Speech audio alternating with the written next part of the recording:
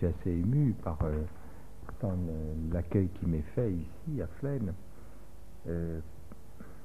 Et pas seulement comme peintre, mais enfin disons que c'est la première fois que je vois la neige, moi, la montagne. Alors c'est un peu exceptionnel aussi. Je n'ai jamais été à une telle altitude.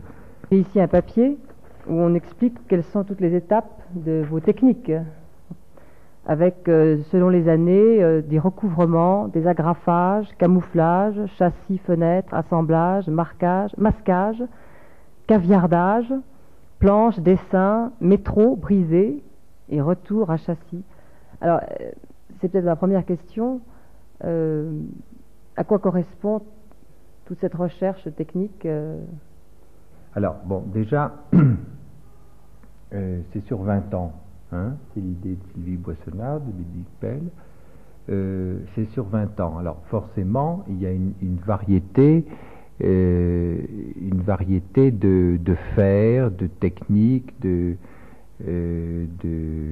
moyens qu'on n'aurait pas si on montrait dans une galerie, c'est-à-dire chez Jean Fournier par exemple, la production de cette année, enfin de ces 2 ans. Alors, si vous voulez, pour répondre précisément à votre question, je crois que jamais je me dis je dois faire quelque chose avec tel moyen, recourir à tel procédé, utiliser tel matériau. Je crois qu'il s'impose d'une certaine façon à moi. Alors, si on part de ce tableau, enfin de ce travail de 66, donc fait il y a une vingtaine d'années, bon, c'est un agrafage. Alors, c'est un agrafage fait avec comme son description l'indique, hein, le petit cartouche à côté du tableau, c'est fait avec des chutes de toile. C'est-à-dire que c'était mes propres toiles faites dans les années 64-65 et dont j'étais pas content et que je trouvais enfin qui satisfaisaient pas à l'idée que j'avais, pas seulement moi mais les jeunes peintres avec qui je pouvais partager les mêmes idéaux picturaux, politiques, moraux, etc. Alors j'ai découpé systématiquement mes toiles, et puis non seulement les miennes, mais celles de mon épouse, avec son accord. Et j'ai découpé en triangles et que j'ai assemblé, et ça donnait ces agrafages. Pourquoi j'ai appelé ça agrafage? Parce que je voulais mettre l'accent sur l'opération dominante, à savoir assembler ces triangles les uns avec les autres en les agrafant. Bon. Et alors, je ne vais pas évidemment faire. Il y a ici il y a pas mal de pièces sur ces murs. Je ne vais pas faire systématiquement la description, mais je veux dire qu'à chaque fois, c'est quelque chose qui s'impose. Bon, si vous voulez un autre exemple, bon, c'est les Gauloises bleues. Bon, ça doit être à peu près 78-80. Disons les circonstances.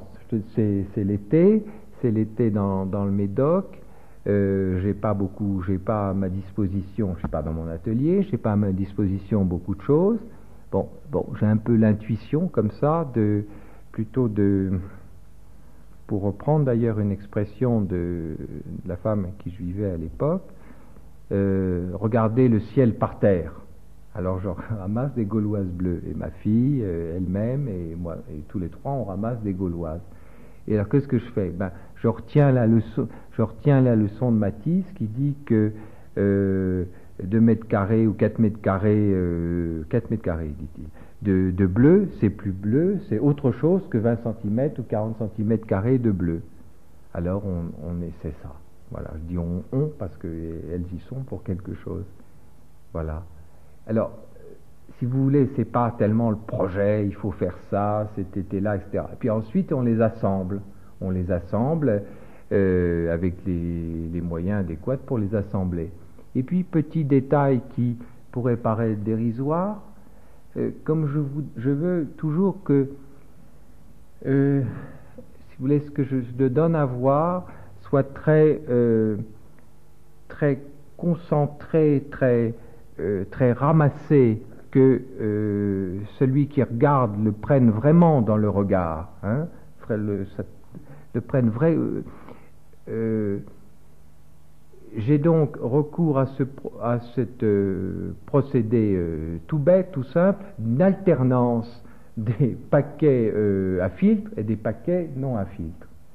Alors, on pourrait dire, mais qu'est-ce que c'est que ces commentaires? C'est complètement dérisoire. Et non, c'est pas dérisoire, parce que c'est ça qui donne un rythme et qui fait que ces espèces de lutte des forces centrifuges et centripètes à la fois, et ça c'est une des clés de la peinture moderne, la peinture du XXe siècle, à la fois ça rentre et ça sort, il y a cette lutte, c'est pas un espace fermé, c'est pas un espace démultiplié, c'est donné, je crois, par cette espèce par ce rythme des filtres. Bon. Et on pourrait prendre d'autres exemples comme ça. Je veux dire que à chaque fois, c'est quelque chose de très simple, de très matériel, lié à des circonstances données, lié à l'expérience. Vous partez certes d'un objet, probablement, qui est ces montants de fenêtres que vous avez trouvés, mais vous rajoutez quelque chose, vous avez une action dans ce sens-là. Vous ne pouvez pas essayer d'expliquer un peu plus dans ce cas-là ce que vous essayez de faire? Pour les fenêtres, comment ça s'est passé pour les fenêtres? J'ai d'abord, après une longue coupure dans mon travail, j'ai retrouvé mon atelier. Alors l'atelier d'un peintre occidental, c'est classiquement des châssis qui vont être porteurs de toile, et c'est aussi de la toile. Bon, alors j'ai travaillé sur le châssis. Et il s'est opéré, si vous voulez, une espèce de dérapage inévitable du châssis de peintre, hein, le châssis de porteur de toile, au châssis de la fenêtre. Et le fait que j'habitais à l'époque le 14e arrondissement, qui était les circonstances comptent, hein, que j'habitais le 14e arrondissement, que c'était donc un quartier en rénovation, j'ai rencontré beaucoup de châssis de fenêtres abandonnés sur ces chantiers, puisqu'on démolissait le quartier. Alors, j'ai d'abord considéré la fenêtre dans sa totalité. Et alors, sûrement que c'était très proche du geste de Duchamp, hein, avec ses French windows, ces choses. Et ensuite, j'ai considéré la fenêtre. Alors, celle-ci est peut-être un mauvais exemple parce c'est un ventail quasiment dans sa totalité. Je n'ai enlevé que très peu d'éléments. Mais ensuite, j'ai travaillé j'ai considéré la fenêtre, et si vous voulez, j'ai reconnu une espèce de figure de rhétorique, c'est-à-dire métonymie. J'ai pris une partie d'elle-même pour dire le tout. Alors, un petit bois, un montant, une équerre, vous pouvez dire la fenêtre. Et puis, alors la fenêtre, évidemment, c'est tout le nœud, tout se tient là. La fenêtre, c'est la métaphore de la peinture occidentale. Dans la peinture, toute la peinture a été une fenêtre sur le monde. Là, c'est une façon de faire la peinture en la confondant à la fenêtre. Voilà. Bon, peut-être votre question était plus, mais je crois que petit à petit les choses peuvent se dire, parce que mes réponses ne peuvent être que des réponses, si vous voulez. Il y a des textes qui ont été écrits sur mon travail. Alors mes réponses peuvent être que disons, collées à une certaine fabrication, aux circonstances de cette fabrication. Je ne peux pas tellement en tirer des conclusions. À ce moment-là, j'aimerais mieux que ce soit vous qui les tiriez. Justement, est-ce que vous pouvez parler maintenant des deux œuvres majeures qui sont ici? Pour moi, c'est le Elegy for Art Paper et le S.H. Monk, qui sont, comme vous avez vous-même dit, retour au châssis et à la toile. C'est-à-dire que pendant 20 ans, vous n'avez pas pu peindre comme un peintre avec un châssis et une toile, et maintenant il semblerait que ça devient possible. Par ma formation, qui est tout à fait classique, hein, j'ai la nostalgie de la je l'ai dit, ça, j'ai la nostalgie de la toile tendue sur un châssis, et disons la nostalgie aussi, mais je sais toujours pas ça maintenant, mais la nostalgie, disons, de la palette, du pinceau, faire un ton, et disons les meilleurs moments. J'ai passé de très bons moments dans mon cours du soir à Valence, mon cours du soir d'adulte, parce que là, j'interviens, je fais la cuisse ou bien l'épaule d'un nu. Les gens trouvent que c'est pas mal d'ailleurs. Alors je fais le ton, un peu d'ocre, un peu de vermillon, un peu de blanc, tout ce que vous voulez, la dose qu'il faut d'huile de lin et d'essence de térébenthine, et puis je fais le ton. Parce que c'est vrai qu'il y a une jouissance physique, enfin il y a quelque chose dont je suis... ça c'est à mon... J'y peux rien. On fait pas la peinture. Non, on fait vraiment pas la peinture qu'on veut, ni on fait pas la musique qu'on veut, on fait pas la littérature qu'on veut. La peinture, la littérature, la musique, elle est portée par l'époque. C'est elle qui fait. C'est la peinture qui fait les peintres, c'est pas les peintres qui font la peinture. Alors, dans ces deux cas, ce qui est devant moi et derrière moi, c'est de la toile tendue sur un châssis. Donc, ce sont les procédés vieux de 3 siècles, la peinture occidentale. Cela dit, c'est pas encore ce que j'ai évoqué avec le cours du soir, mais c'est un retour par rapport à ces pièces vieilles de 20 ans.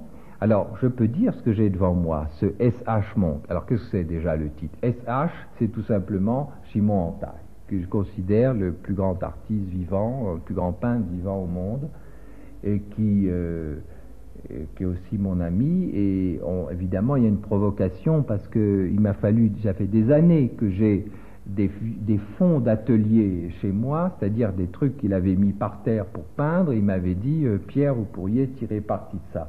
Alors évidemment, j'avais un rapport... je pouvais pas, parce que bon, et au bout de quelques années, je me suis décidé à en tirer parti. Et je crois que je vais faire maintenant 4, 5, 6 grands tableaux avec ce matériau.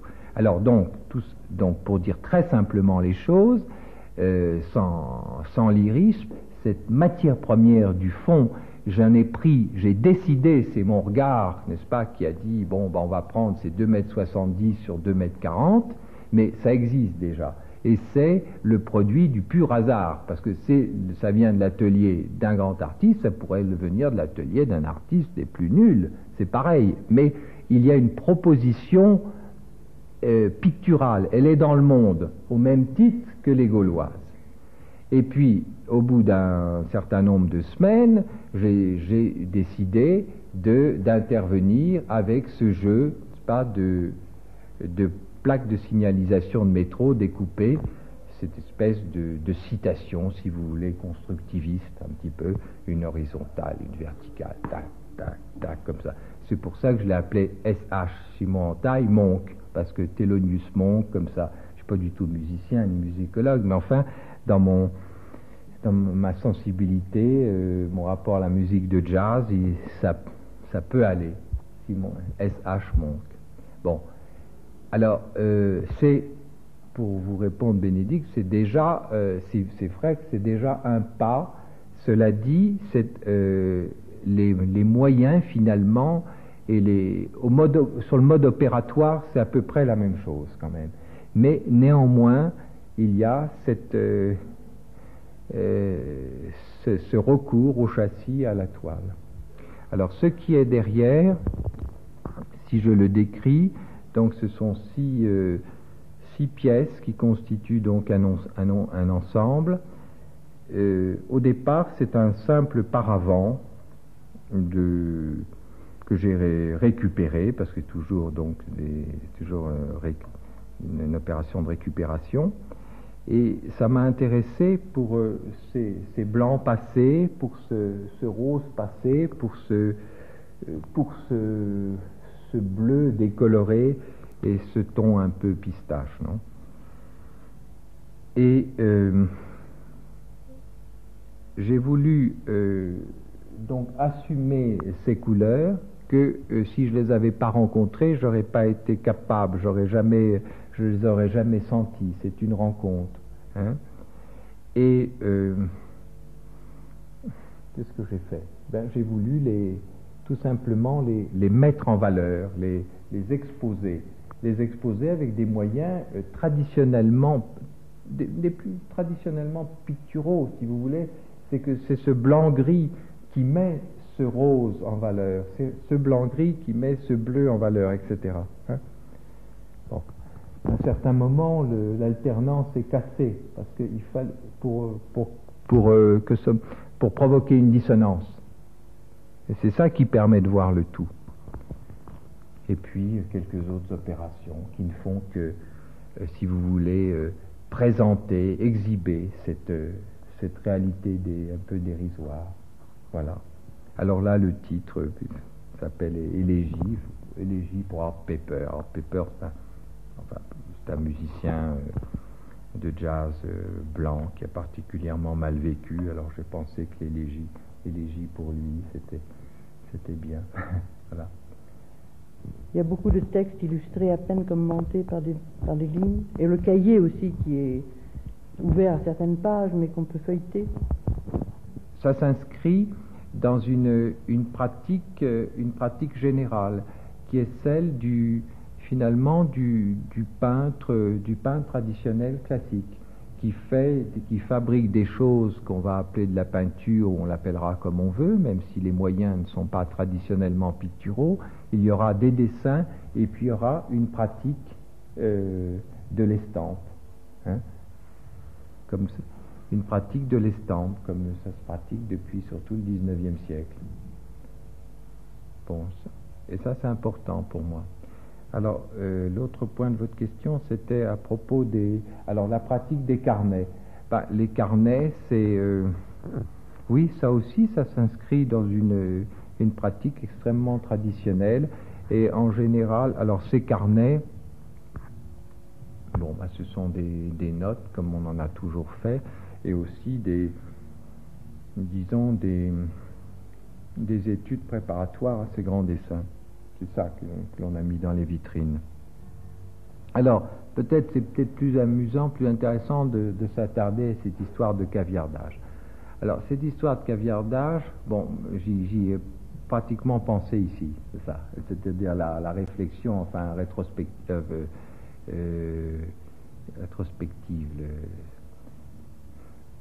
Disons que je retrouve finalement la pratique de 66, parce qu'en 66, ce que je fais, je découpe dans ma propre production et je fais autre chose, hein, c'est-à-dire des toiles dont je suis pas content, je taille dedans et puis je fais ces agrafages.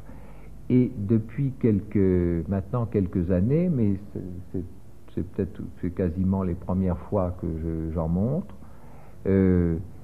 mon agenda, mes carnets de notes, etc., j'en avais pas du tout le projet, j'avais pas du tout l'intention de me singulariser d'une quelconque façon, mais je barre ce qui est vécu. Alors évidemment, moi j'en ai tiré parti. C'est-à-dire que c'est mon vécu, alors le plus immédiat et mes gestes les plus spontanés, enfin entre guillemets spontanés, mais ça ne veut pas dire grand-chose, sont une alimentation comme ces Gauloises, si vous voulez. Alors, qu'est-ce que nous avons là, à côté de la salle d'audiovisuel? On a des pense-bêtes. Je dois téléphoner, j'aurais pu dire, je sais pas, je vais à Flaine le 21 décembre, etc., prendre le train à telle heure. Et je réinterviens dessus. Alors, ça m'intéresse un petit peu parce que je m'aperçois que si je poursuis un peu ma méthode, il n'y a pas de raison que ça s'arrête. C'est-à-dire que tout est matière première. Et la matière première n'est même pas extérieure. Il y a une auto-alimentation. C'est en ça où c'est peut-être intéressant. Alors j'ai appelé ça, parce qu'il faut un peu s'amuser, j'ai appelé ça les très riches heures de PB. Tout ce que je barre. Bon. Je suis peut-être pas certain que ce soit si riche que ça à vivre, mais enfin, voilà, c'est ça, les très riches heures. Donc c'est une Mais enfin, c'est la première. Je ne m'étais même pas rendu compte. C'est cette exposition en voyant ces trucs-là, enfin ces dernières pièces et puis cet agrafage. Au fond, c'est la même. C'est une auto-alimentation. J'ai pris le métro dès l'âge de 8 ans. Peut-être qu'il s'est fait un travail à mon insu, des plaques de métro et qui ont évolué depuis 25 ans. Et bon, j'ai eu l'idée un jour d'essayer de les récupérer. Et voilà. Alors j'ai vu qu'il y avait différents types de bleu, qu'il y avait du blanc, qu'il y avait un verso qui était noir, qu'il y avait des parties usées, des parties non usées, que c'était d'une grande richesse. Alors évidemment, ce travail, c'est jamais évidemment un rapport, disons, à la vie sociale. C'est toujours un rapport plus complexe, c'est la vie sociale et puis c'est la culture, et la peinture. Bon, disons là, mon champ qui est la peinture. C'est pour ça que j'ai appelé toute une série de travaux les métros della Robbia. Pourquoi? Parce que évidemment, quand je suis allé en Italie, j'ai vu les grès vernissés de la famille des della Robbia avec ces bleus et ou les figures blanches vernissées sur des fonds bleus intenses. Ben, j'ai dit bon ben le métro et les Vierges de della Robbia, même combat. Forcément, tout artiste a, je ne dis pas des ornières, mais il faut qu'il se trace son chemin, n'est-ce pas? Alors il ne peut pas avoir cette vision globalisante. Bon, c'est ça notre. Et puis la rencontre avec Matisse se faisant finalement petit à petit, en mûrissant. Et les dessins, bon, très heureux que personne les trouve bien, parce qu'ils sont peut-être un peu ingrats, mais c'est évident que s'il n'y avait pas eu le chemin de croix de la chapelle de Vence, on ne pourrait pas dessiner comme ça. Et voilà, bon. Et puis alors, il y a cette idée de Faucillon, il faut trouver sa famille, délimiter son territoire, et trouver sa famille, ben voilà, à travers le temps, à travers l'espace. Alors ma famille, ça peut être Chardin, 3 pommes, enfin quelques pommes, un compotier, un vase à boire, des pipes, je sais pas quoi, alors j'en fais jamais, et je le considère de ma famille. Vermeer de Delft. Alors là, le texte de Gilles Ayot vient conforter ce que je pense. Vermeer de Delft, Piero de la Francesca. C'est trouver sa famille comme ça, à travers le temps, l'espace. Et évidemment, une famille, il faut considérer ça de façon. Il ne faut pas coller à l'image immédiate. Ça, c'est une idée forte, celle de Faucillon, quand il parle de la famille transhistorique, comme ça. Voilà, ça répond un peu. Merci. Je vous en prie.